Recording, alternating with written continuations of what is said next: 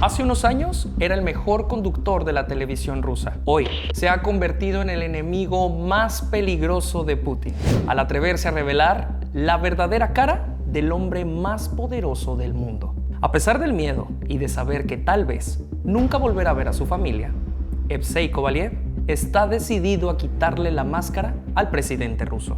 Te pedimos que por favor compartas este video con todos tus seres queridos para que todo el mundo conozca la otra cara de la moneda. What's up, Badabun? My name is Hace. I'm from Russia. I'm a former TV host of pretty much the most viewed Russian-speaking television show. Right now, I'm a travel blogger. And today I'm willing to answer a number of questions from my friends from Mexico, just to give a little bit more understanding of what's going on in between Russia and Ukraine right now, and especially in the perspective of social media in Russia. So, the first question is what Russia really thinks of Putin, and there is no simple answer to that. Just because we should think, first of all, we should think of a particular group.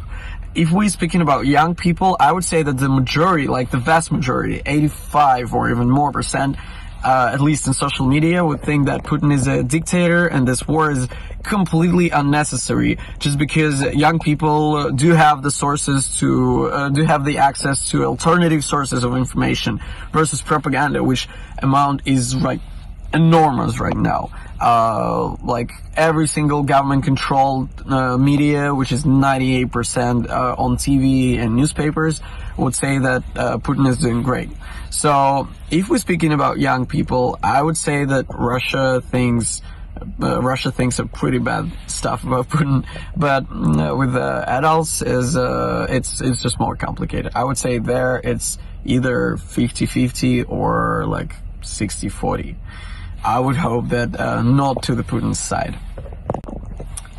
The next question is whether people think of World War III as the possible outcome. I would say no, because it's a very anxious stuff to think about, and the only problem is a week ago I didn't think that there is a possibility of the war in between Russia and Ukraine. So there are no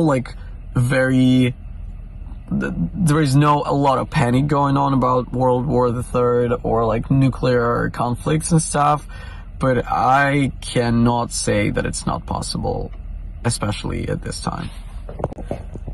The next question is if I personally agree that Putin is a dictator, and am I agree that this war is necessary? So, in my personal opinion, I think that Putin is a straightforward dictator, and there are no arguments against that, because he's holding the power like in a criminal way.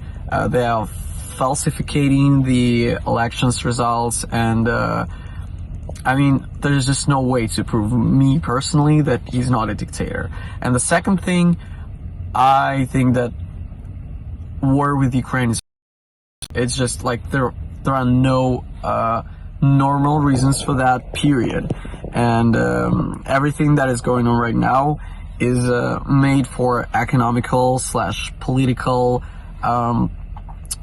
political profit for Putin personally. There is no good for Russians, there is no good for Ukrainians, there is no good for like US people. It's escalating the aggression, the tension in between countries, and it's degrading the overall level of of agreements in politics right now. So it's fucked up. It's straightforward fucked up. The next question is what Russian people do think about Biden and the United States.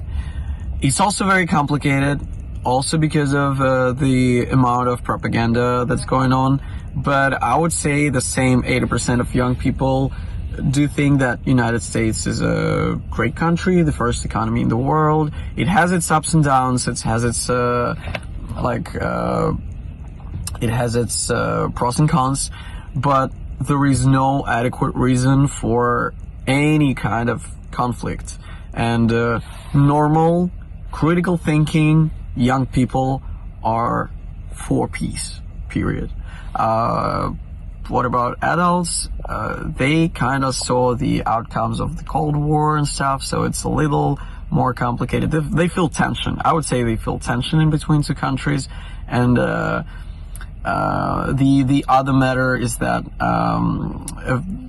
there is a very low percentage of adult people who speaks English or understands English, so they can't use their real sources of media information from Western world, which makes it much more complicated. So as for adults people, they're a little aware and a little concerned about what's going on, but there is definitely no straightforward aggression, at least in the majority. Yeah.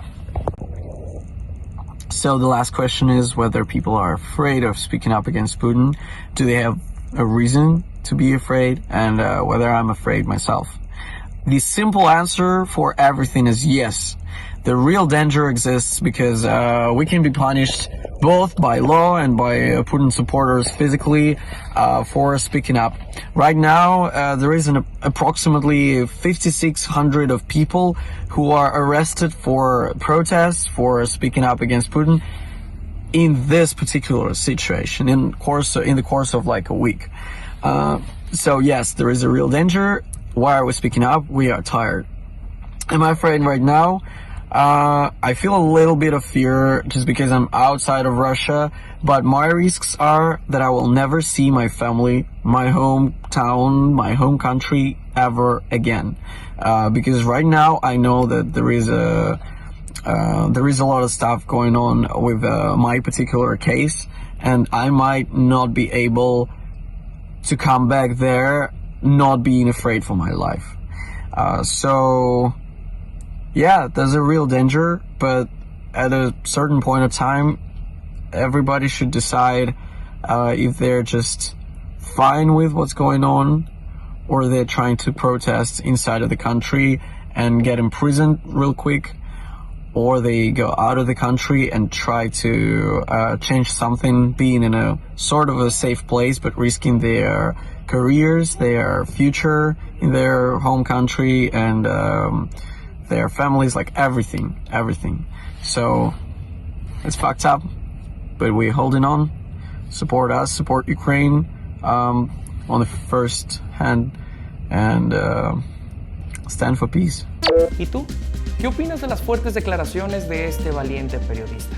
Déjanos tu opinión en los comentarios y comparte este video en todas tus redes sociales. Soy Krystian Vazquez y nos vemos en el próximo video.